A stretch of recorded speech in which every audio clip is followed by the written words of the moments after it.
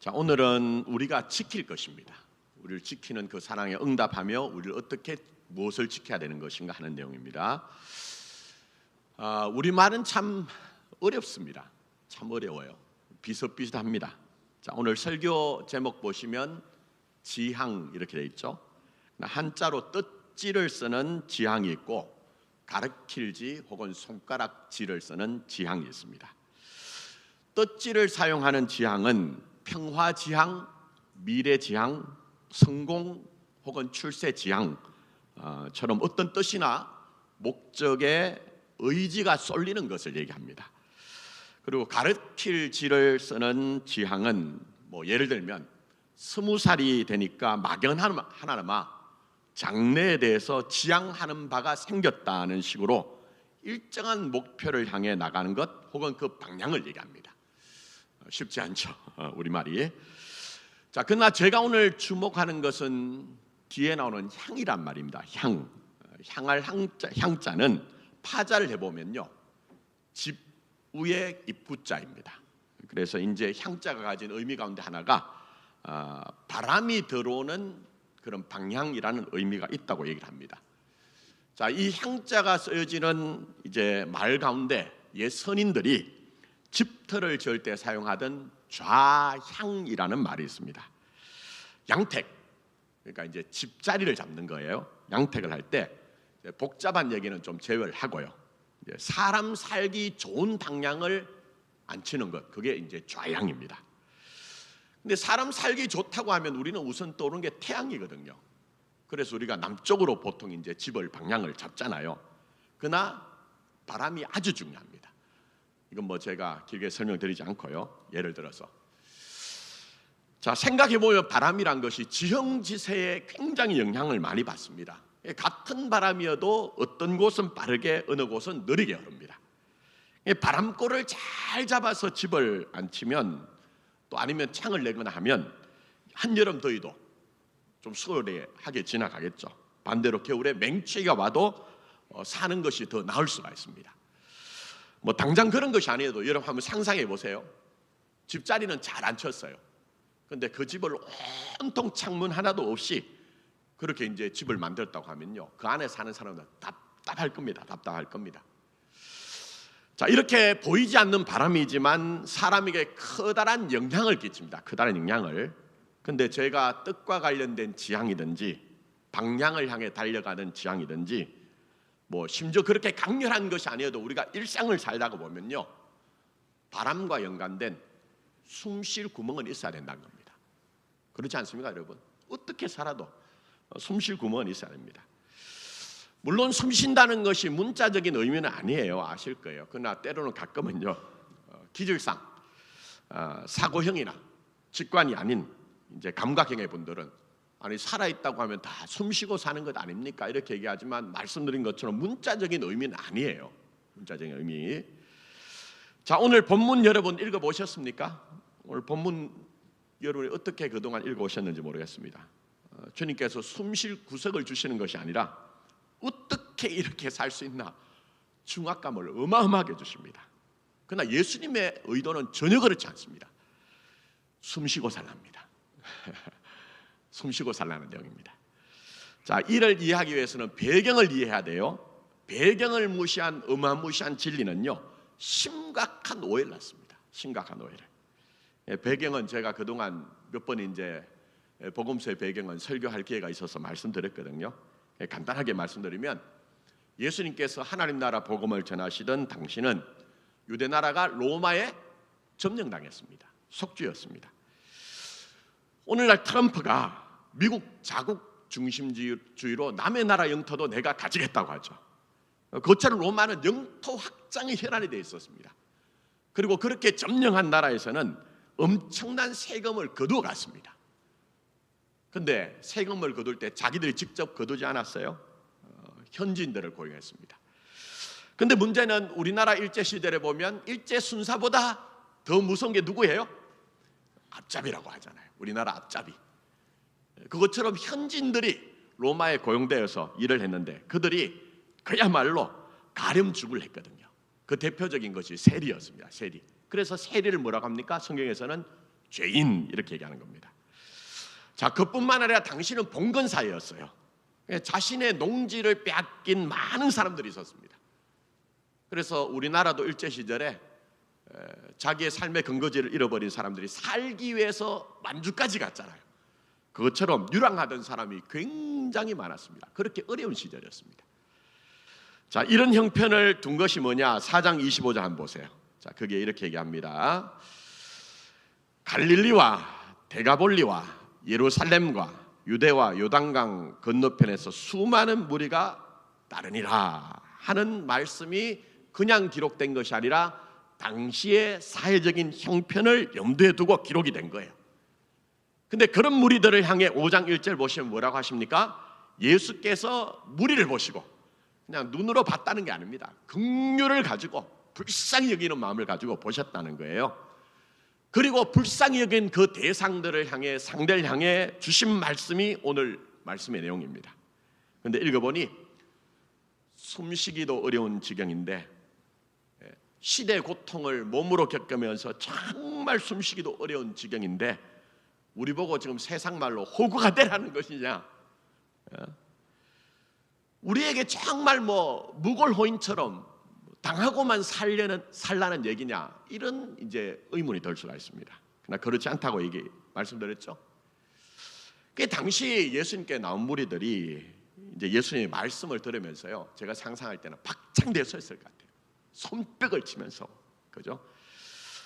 그들의 먹먹한 가슴에 마치 한 줄기 바람이 불어온 것처럼 엄청난 카타르시스를 느꼈을 겁니다. 그래서 그들이 결국은 그래, 사는 것이 맘대로 되는 것은 아니지만 그래도 살아야지, 힘내서 살아보자, 그렇게 두 손을 불끈 쥐었을 것이라고 저는 상상을 합니다. 왜 그랬을까요? 예수님은 말씀을 통해 삶에 대한 새로운 인식을 주셨기 때문입니다. 그건 주어진 현실에서도 자신의 존엄을 지키고 생존을 위해 산다는 것이 아무것도 아닌 것이 아니라 대단한 것이니 자신을 지키며 살면 된다는 거예요. 그 내용입니다. 그 내용. 오늘 여러분, 우리도 마찬가지겠죠? 그러니 설교 결론으로 다시 한번 말씀드립니다. 여러분이 여러분 자신의 존엄을 지키고 생존을 위해 산다는 것은 아무것도 아닌 것이 아니라 거룩한 것이요, 영광스러운 것이요, 대단한 것이니 자기를 지키며 만만찮은 현실을 사는 그 속에서 믿음 가지고 살면 족한 겁니다. 다른 것 없습니다. 자기의 존엄을 지키고 생존 자체를 위해서 산다는 것, 그게 하찮은 것이 아니라는 겁니다. 자, 오늘 그 의미가 오늘 본문 안에 담겨 있다고 했는데 꼼꼼하게 보진 못해요. 무엇보다 43절에 나오는 용서에 관한 내용, 이게 굉장히 우리에게 압박되잖아요. 사실은 이 부분까지 다 주의를 하고 준비했지만 분량이 도무지 안 돼요. 그래서 뒤에 용서 부분을 뺐어요. 아버지의 온전하신 같이 너희도 온전하라는 쪽에서 해석을 해야 제대로 해석이 됩니다. 그래서 그건 빼고 38절부터 42절 중심으로 말씀을 좀 이해를 하려고 해요. 너무 오해가 많아가지고 그렇게 하려고 합니다. 자, 예수님 말씀의 첫 번째 담긴 내용은 여러분의 존엄에 관한 내용입니다. 여러분의 존엄에 관한 내용. 여러분, 살다 보면 폭력적인 현실을 만나면요, 내가 나 자신에 대해서 한없이 쪼그라들어요. 내 인생이 왜 이렇게 필요한가? 자기가 자기 자신에게조차 포기하고 싶거든요. 그러나 그렇지 않답니다. 너의 존엄은 너를 불쌍히 여기는 하나님 안에 있으니 너의 존엄을 네가 지켜라. 이 내용이 여기에 나오고 있습니다. 자, 38절 먼저 보시면 예수님이 어마무시한 말씀하시죠. 율법에 대해서 눈은 눈으로 이는 이로 갚으라 하는 것을 너희가 들었으나, 이건 구약에 나온 율법이죠. 아시죠? 동해보복법이라고 해서 피해 정도에 대해서 과도하게 하지 말라, 보복하지 말라는 겁니다. 보복하라는 얘기가 아니라 그 정도로 끝내라는 얘기입니다. 여러분, 사람의 죄된 속성이 뭘까요? 내가 눈에 지금 다쳤어요. 누군가 눈으로 만족하지 않습니다. 한없이 두들겨 패가지고 죽을 지경이 돼야 나는 내 피해가 풀리는 거예요. 누가 내 이빨을 부러뜨렸어요. 그 이빨을 빼는 정도가 아니라 어떻게 돼야 돼요? 그 사람의 모가지를 꺾어놔야 속이 시원해지는 것이 인간의 속성입니다. 그렇죠? 저부터 그렇습니다. 솔직히 저부터요. 그렇지 않습니까 여러분? 뭐 가면 쓸 필요는 없어요. 말씀 앞에 정직하게. 그래서 구약의 율법은 동해보복 정도로 멈추라 이런 얘기입니다. 자, 그런데 그 다음에 이제 정작 중요한 것은 39절부터 41절 다시 한번 보십시오.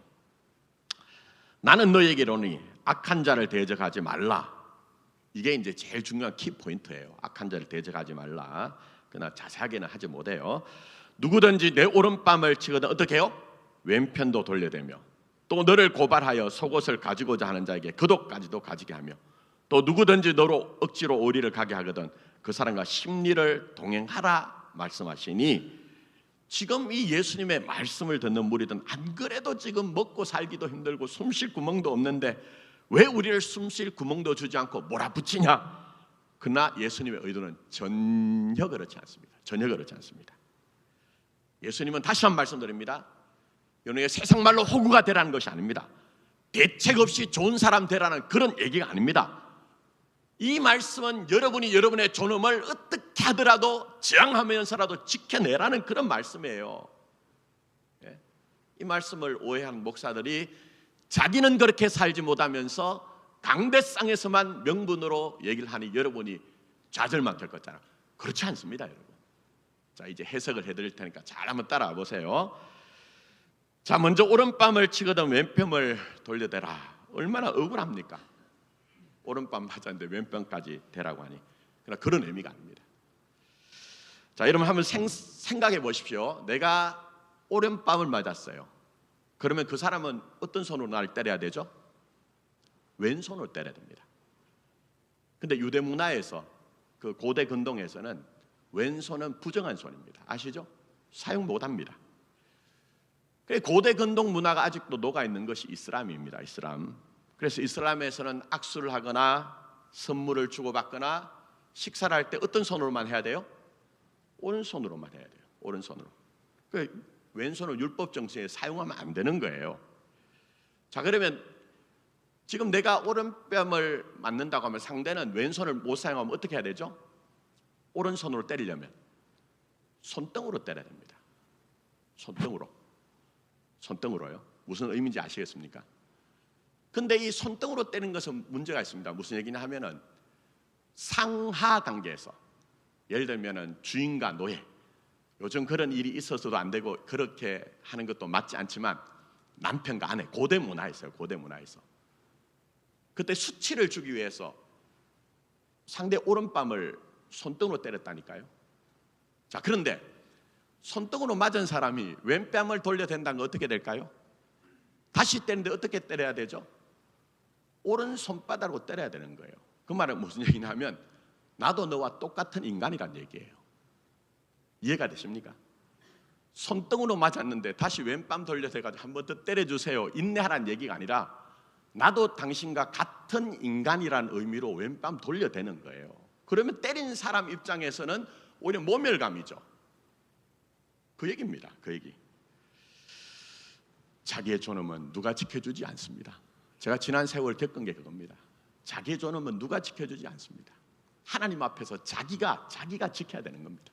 목사가 여러분 지켜드린 거 아닙니다. 여러분 몸담고 살아가는 조직으로서의 마포교회가 여러분의 존엄을 지켜주는 것이 아니라 여러분을 긍휼히 여기시는, 어떤 상황 가운데 있어도 여러분을 불쌍히 여기시는 하나님 앞에서 신앙의 응답으로 자기의 존엄은 자기가 지키는 거예요. 자기가.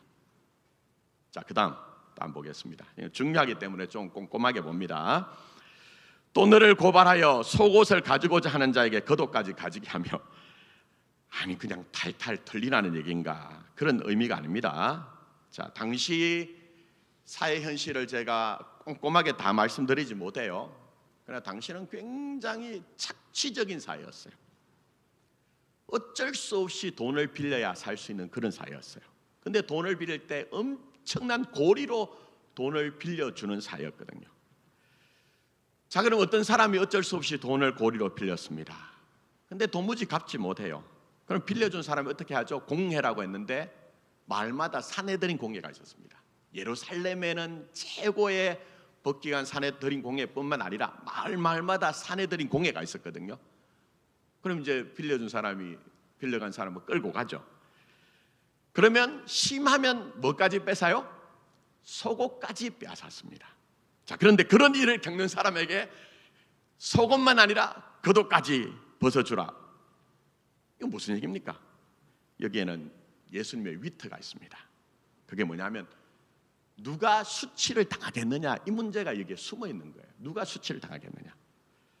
가혹하게 당하라는 얘기가 아니고요, 정말 너가 그렇게 폭력적으로 너의 삶을 핥히고 지나가는 현실이 있을 때 네가 거기에 대해서 가만히 있지 말라, 네 존엄을 지키라는 의미가 담겨져 있기 때문에 어쩌면 이 예수님의 말씀을 듣는 무리들은 그 사회에서 이 말씀이 무엇을 의미하는가 하는 것들을 알았기 때문에 박장대소하며 웃을 수가 있었을 거예요. 자, 설명드립니다. 우리말 속옷으로 번역된 속옷은 우리처럼 팬티가 아니에요. 기본 옷이라고 보시면 됩니다. 기본 옷. 그리고 겉옷은 겉옷으로 번역했지만 실제로는 그렇게 구분할 게 아닙니다. 가끔 유대인들 복장 보시죠? 커다랗게 이제 통으로 짠 네모난 것으로 낮에는 이제 입고 또 때로는 깔기도 하고 밤이 되면은 이불처럼 덮기도 하는 것이 겉옷입니다. 유대 날씨는 만만치 않거든요.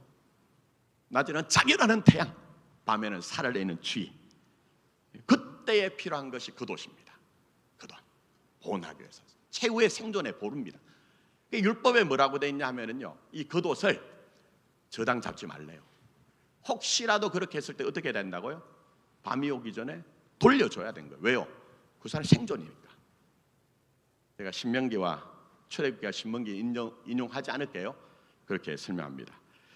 자, 그럼 여기서 생각해야 됩니다. 자, 뭘 생각해야 되느냐? 누가 고리로 돈을 빌려줬어요. 근데 그걸 갚지 못해서 공에 끌려가서 자, 속옷을, 기본 옷을 빼앗겼습니다. 그러면 돌아갈 때 사람들이 이 사람이 무슨 일을 겪은지 모르겠죠. 근데 겉옷까지 내주면 어떻게 돼요? 속옷에다가 겉옷 내주면 뭐 어떻게 될까요? 벌거숭이가 됩니다. 벌거숭이. 그럼 벌거숭이 된 사람이 우리 생각은 참 부끄럽겠다 하죠. 그 생각이 우리가 차이가 있는 겁니다. 어떤 사람이 멀쩡하게 지금 재판받으러 갔어요, 공에. 근데 이 사람이 속옷만 벗어줬다고 하면 멀쩡하게 나오는 거예요. 무슨 일이 있었는지 모르는 거예요. 근데 재판을 받으러 갔는데 나올 때 벌거벗고 나왔어요. 그러면 그 사람을 보는 사람은 무슨 생각하죠? 아, 저 사람이 돈을 갚지 못해서, 고리의 돈을 갚지 못해서 지금 겉옷까지 빼앗겨가지고 벌거벗고 나오는구나. 그럼 어떻게 되죠? 그렇게 한 사람이 나쁜 놈 되는 거예요. 사람들이 벌거벗은 사람을 손가락질하는 것이 아니라 어떻게 하나님의 백성이 하나님의 법과 식을 버려버리고 저 사람을 이렇게 벌거숭이를 만드느냐, 그런 저항 정신이 담겨 있는 것이 속옷 달라고 하면 겉옷 달라는 얘기예요. 이거 여러분 자꾸 당하라는 식으로 목사들이 설교를 하니까 여러분 억울하고 때로는 답답하고 그렇잖아요. 전혀 그런 의미가 아닙니다. 전혀 그런 의미가 아닙니다. 자, 그 다음에 또 누구든지 너로 억지로 오리, 약 2kg 되죠? 가게 하거든 그 사람과 몇 리를 가라고요? 10리, 한 4kg 가라고 하신대. 여러분 이 말씀 어떻게 이해하셨습니까? 이것도 당시 문화 배경에서 이해를 해야 됩니다. 당시 유대를 지배하던 로마는 군기가 아주 엄했습니다. 그래서 쉽게 얘기하면 증발법이라고 있었습니다. 자, 로마 군인이 현지인 누가 일을 하고 있어요. 그럼 그 사람 보고 당신 이리 와. 내가 지금 짐 지고 가는데 뭐 힘들어. 이거 짐 지고 가. 이렇게 하면 따라야 돼요. 그거 여러분 알 수 있는 게 뭡니까? 예수님 십자가 지고 비아돌로사 골고다 언덕을 오를 때에 누가 대신해서 예수님의 십자가를 졌죠? 구레네 사람 시몬. 왜 그렇게 했을까요? 로마 징발법 때문에 그렇습니다. 신앙 좋아서 그런 게 아니에요. 물론 그 후에 억지로라도 감당한 일을 통해서 그가 변화되어서 그의 집안 자체가 신앙에 가정되잖아요. 근데 어떻게 따라야 되거든요. 근데 중요한 게 있습니다. 로마의 군기법은 굉장히 엄정합니다. 따라야 되는 사람에 대해서만 엄정한 게 아니고요, 부리는 사람에게도 엄정한 거예요. 그게 뭐냐 하면은 오리까지만 허용됩니다. 오리까지, 약 2kg까지. 근데 만약 짐 지고 가는 사람이요, 로마 군법에 의해서 오리까지 갔어요. 근데 이제 그만해 이러는데 이 사람이 무슨 말씀을 하십니까? 제가 더 갈 수 있습니다. 이렇게 하면 무슨 일이 벌어질까요? 부리는 자가 싹싹 빌면서 선생님 왜 이러십니까? 이러시면 안 되시와요. 이런 일이 발생되는 거예요. 이런 일이. 그 얘기입니다. 그 얘기. 우리가 얼마나 하나님의 말씀에 대해서, 예수의 말씀에 대해서 오해가 많은지. 우린 예수 믿으면서 억울한 마음을 갖고 있잖아요. 손해본다고 생각하잖아요. 그렇지 않다는 겁니다.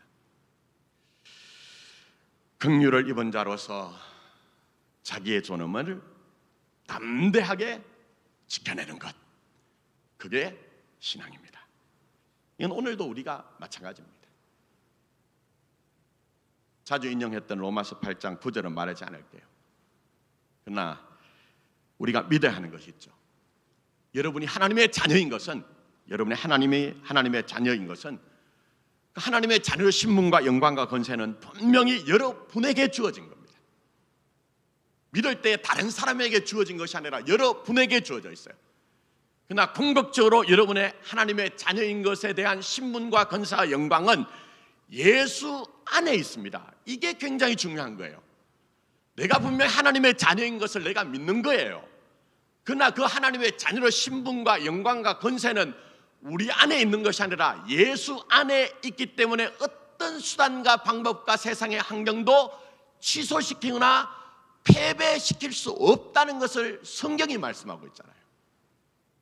그러니 여러분, 제가 말씀드리고 싶은 것, 여러분이 예수 믿어 가면 갈수록 얼마나 우리가 하나님의 자녀로서 대단한가 하는 것들을 알고 세상 앞에서 여러분의 존귀를 늘 담대하게 확인하고 선언하고 외칠 수 있는 그런 여러분이 되었으면 좋겠습니다.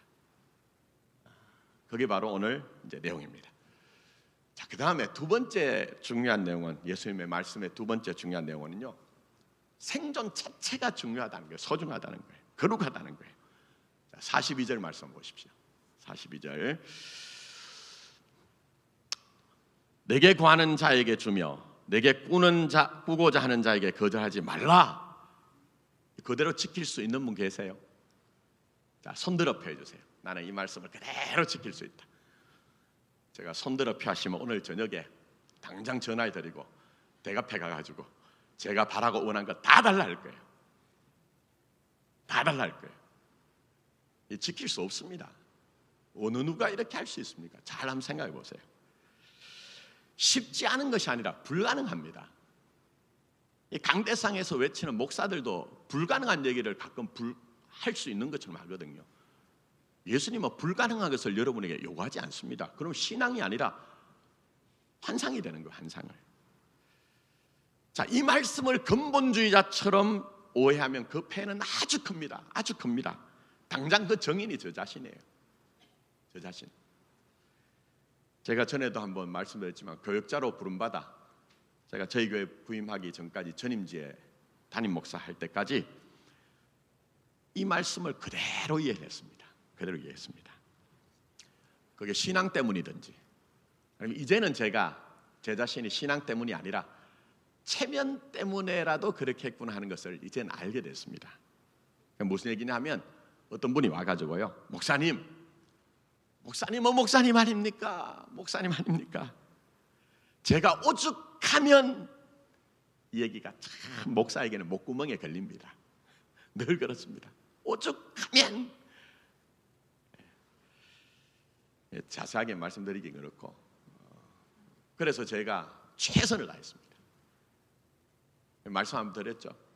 저희 부모님들이 제 결혼할 때 서울 모처에 조금만 더 보탰으면 그때 아파트 한 채를 샀는데 제가 참 어리고 좀 세상 보는 눈이 없어서 모시던 담임 목사 사모님이 저희 부부가 이제 결혼하려고 하니까 불러가지고 결혼 준비 어떻게 되냐 말씀드렸더니 전세로 살지 말고 조금만 더 보태가지고 아파트 사 하면서 그때 결혼하려고 했던 저희 아내가 저한테 막 마음이 급해가 얘기했어요. 제가 그때 담대하게 얘기했습니다. 목사는 돈으로 산 거 아니요. 집 없어도 살아. 그랬어요. 근데 나중에 보니까 이 말씀을 액면가 그대로 제가 한번 이해하고 살아보려고 했더니 탈탈 틀렸습니다. 탈탈 틀렸습니다. 제가 농담 삼아 우리 찬송에 있죠. 빛 가운데로 걸어가리. 근데 제 친구들한테는 야, 목회 이 정도 하다 보니까 빛 가운데로 걸어가리가 아니라 빛 가운데로 걸어가리가 됐다. 제가 그런 농담도 합니다. 그런 과정을 거치면서요, 이제 누가 뭐라고 해도 실제적으로 그렇고요, 신앙적으로 그건 아니거든요. 근본주의적으로 그렇게 말씀을 이해해서 그 폐가 제게 남았거든요. 그래서 이제는 제가 솔직하게 얘기할 수 있습니다.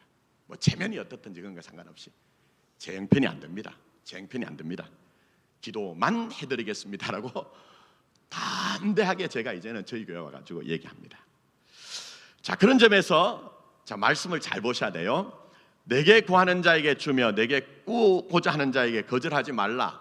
이 말씀이 어디서 시작돼야 됩니까? 그 말씀은 38절에 나오는 악한 자를 대적하지 말라는 말씀과 연결이라 합니다. 이 맥락 안에 있음을 놓치지 말아야 됩니다. 여러분, 시간이 좀 이제 오늘 좀 넉넉합니다만 좀 끝내기 위해서 예를 들어 설명할게요. 자, 이게 무슨 의미인가 이해를 위해서. 범죄 전문가들이 얘기한 게 있어요. 강도가 우리 집에 들었어요. 어떻게 하라죠? 반항하라고 합니까?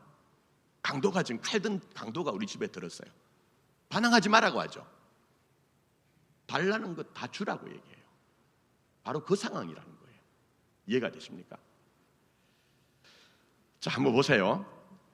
오랜밤을 맞는 상황, 고발당해 속옷을 뺏길 상황, 억지로 오리를 가져고 하는 것은 전부 다 폭력적으로 내 존엄을 지키기가 어려운 상황이죠. 근데 그때 가능하면 자기 존엄을 지키라는 거예요. 그러나 그것만으로는 안 됩니다. 그렇게 알고 행동하면 위험할 수가 있습니다. 당장 여러분 생각해 보세요. 오늘 제가 앞부분에서 설교한 내용을 가지고 여러분의 막 감동을 받아가지고 에너지를 얻어가지고 내일 직장에 가지고 문을 빵 차면서 사장 나와! 어떻게 될까요? 쫓겨나겠죠. 잘리겠죠. 그리고 저한테 와서 목사님 설교에 은혜 받아가지고 제가 이렇게 됐어요. 제 인생 책임지세요. 전 책임 못 집니다. 그렇게 되면 안 된다는 거예요. 자신의 존엄을 지킬 상황에서는 하나님의 긍휼을 의지해서 최선을 다해서 저항하듯이 존엄을 지켜야 되지만 강도가 들었을 때 저항하지 않고 다 내어주는 것처럼 그럴 때가 있다는 거예요.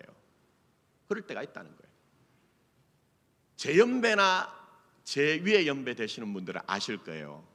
제가 그 당시에 청소년기에 또 청년기에 무슨 얘기가 있었냐 하면 치유 이 말 들어보셨습니까? 이상하네요. 그 옛날에 아주 유명한 말이었는데 이래서 가끔 소통이 안 되는 때가 있어요.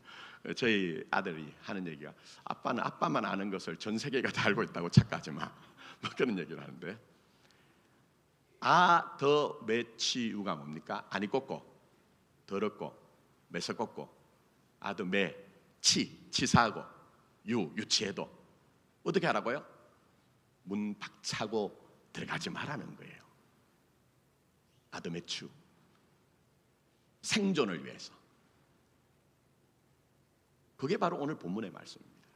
이런 내용을 모르니까 여러분 살아낼 수 없는 것을 자꾸 요구하고 말하는 자는 자기는 살 수 있는 것처럼 얘기하는 목사는 신화적인 존재가 되죠. 엉터리입니다. 목사도 똑같은 인간입니다. 절대 속지 마십시오. 여러분은 여러분의 주어진 여건 속에서 자기 생존을 때로 살아낼 때 정말 아담의 치유여도 살아내야 된다니까요. 그게 여러분의 사명입니다. 가끔 이제 상담을 하는 경우가 있습니다. 약해버리고 어떤 분들이 그렇게 얘기해요. 특히 중년기에 들어온 남성들 참 삶에 대한 고민이 많거든요. 그때 뭘 얘기하느냐, 내가 지금까지 살면서 목구멍이 포도청이라고 내 자식들 내 가족들 위해서 건사하며 살았는데 이렇게 살아도 됩니까? 이게 사는 겁니까? 이런 얘기를 해요. 그럼 제가 딱 한마디로 얘기합니다. 그게 위대한 겁니다. 그게 진짜 위대한 겁니다. 그런 얘기합니다. 여러분, 생존 자체는요, 여러분에게 중요한 하나님 주신 삶의 임무입니다.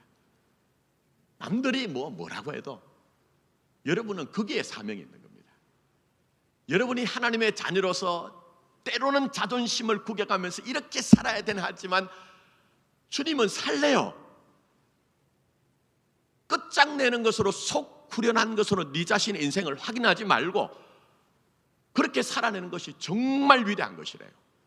그게 네가 저주를 받았기 때문에, 네가 다른 사람보다 못하기 때문에 그런 것이 아니라 네 삶 속에서 고유하게 내가 이루어가는 내 섭리와 경륜과 뜻이 있고 거기에 함께하는 내 능력이 있기 때문에 그렇게 살아내라, 그렇게 말씀하고 계신 것입니다. 자, 그러니 진짜 여러분의 삶의 사명이 있는 곳이 어디죠? 예배당 안이 아닙니다. 물론 예배당 안도 복잡해요. 어떤 분이 그래요. 밖에서도 힘든데 교회 와가지고 평안을 얻어야 되는데 교회가 더 힘들 때가 있어요. 그럴 때도 있죠. 그러나 대부분의 여러분의 시간은 예배당 안보다 더 많은 삶의 현실 속에 있습니다. 그때 때로는 여러분 참 힘겹죠. 내가 이 꼴로 살아야 되나? 그러나 사십시오. 누구와 함께? 나를 긍휼히 여기시는 아버지의 사랑 안에서 감당하며 살면, 제가 오늘 용서에 대해서 해석하지 못했어요. 시간 없어서 아버지의 온전하신 같이 너희도 온전하라 하는 것들을 배워가고 성장하고 결국은 우리 자신이 그런 삶의 자리에 발견이 되는 겁니다. 자, 말씀 좀 맺습니다. 오늘은 용서까지 해석을 해야 되는데 저희 둘째 놈이 늘 하는 얘기가 있습니다. 제가 저희 교회 부임하기 전에 10년 전에 박사학위 논문을 쓰다가 부임했는데 아직도 못 쓰고 있습니다. 근데 박사학위 논문은 늘 요구되는 분량이 있거든요. 근데 제가 설교 작성하는 분량은 그 논문 쓰는 분량보다 넘어갑니다. 그래 가끔 이제 끝나고 토요일 날 끝나고 왜 이렇게 늦게 들어왔어? 오늘은 설교 원고를 이만큼 쓰고 줄여서 몇 장을 했다 이러면, 아빠 그 정도면 매주마다 박사 논문 썼겠네. 그런 얘기도 해요. 저희 둘째 놈이 만만치 않습니다. 뼈 때리는 소리를 통해서 아버지로서의 역할 감당하기도 쉽지 않습니다. 그러나 아버지니까 살아내고 있습니다. 이해가 되십니까? 그게 신앙입니다. 그게 신앙입니다. 자, 말씀했습니다. PPT 마지막 네 번째 보여주십시오. 설교를 잘해서 그런지 너무 못하니까 귀를 닫고 있어서 그런지 네 번째 한번 보십시오. 지향이라고 했습니다. 우리에게 지향을 지향하며 살아낼 것은요, 하나님의 나라와 하나님의 뜻밖에 없습니다. 잘 이해하십시오. 여러분이 잘 된다고 해서, 멋지다고 해서 하나님의 나라와 뜻이 아니라 오늘 여기에 나오는 무리들처럼 쉽지 않은 현실도 하나님의 나라와 뜻인 것입니다. 그동안 조국 교회가 오해시킨 것이 있다면, 여러분이 정말 하나님의 나라와 뜻으로 살면 수월해진다고 목사들이 가르쳤어요. 그러나 성경은 한 번도 그렇게 얘기한 적 없습니다. 만만찮은 현실이 계속될 가능성이 더 농후하다, 이걸 성경이 얘기합니다. 그때 우리는 한없이 작아지는 나를 경험하죠. 한없이 작아지는 나. 그때 뭘 기억하라는 겁니까? 저기 나오는 향자를 기억하십시오. 향자. 지부, 입구. 원뜻이 바람이 들어오는 방향이란 뜻이 있다고 얘기했습니다. 여러분, 우리를 숨쉬게 하는 바람이 어디서 옵니까? 세상으로부터 옵니까? 세상으로부터. 이 정도 살아보셨는데 아직도 여러분이 세상으로부터 그 바람이 온다고 하면 착각입니다. 여러분 곁에 있는 어떤 사람이 여러분에게 마음을 시원하게 하는 바람을 줍니까? 그렇게 생각하셔도 헛된 것을 찾고 있는 거예요. 진짜 여러분의 영혼을 살리는 바람은 우리의 예수 그리스도 한 분밖에 없습니다. 길이요 진리요 생명이신 예수만이 여러분에게 진짜 숨을 쉬게 하시는 분인 것입니다. 오늘 본문에서 숨쉬기조차 어려운 현실을 살던 무리들에게, 그들이 예수님께 나왔을 때 한 줄기 바람같이, 직설법이 아니에요, 현실을 빗은 위트와 유머가 가득한 말씀을 통해 너희 안에 현실이 빼앗을 수 없는 존엄이 네게 있으니 때로는 저항도 해봐라. 그러나 그것으로 다 되는 것이 아니리 네 생존 자체를 챙겨가면서 너로 사는 것이 가장 위대하다는 것을 말씀하셨습니다. 그래, 동일하게 오늘 우리는 그런 삶을 살아야 되겠죠. 내게 능력 주시는 자 안에서 내가 어떻게 해요? 모든 것을 할 수 있다고 했잖아요.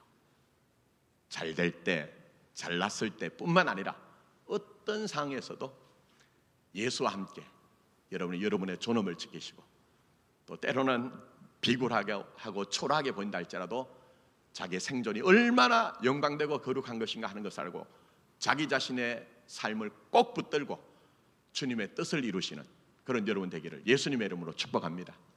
기도하겠습니다.